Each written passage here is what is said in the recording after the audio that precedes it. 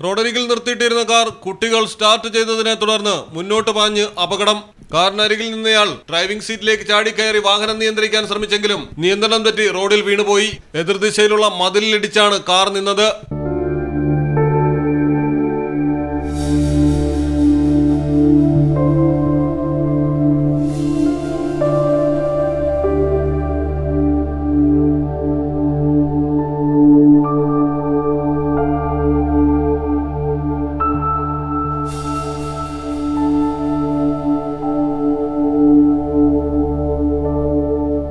പാലക്കാട് ഒറ്റപ്പാലത്താണ് അശ്രദ്ധ അപകടമായത്.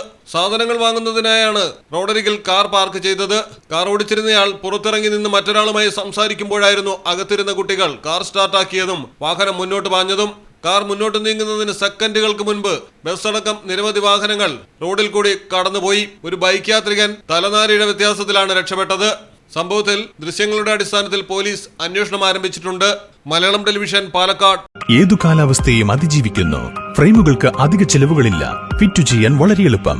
ഇനി ഫെയർടാഗ് പ്രൊഡക്റ്റുകൾ ഉപയോഗിക്കൂ. സമയവും സമ്പത്തും ലാഭിക്കൂ. ഫെയർടാഗ് സ്റ്റീൽ വിൻഡോ ആൻഡ് ഡോർസ്.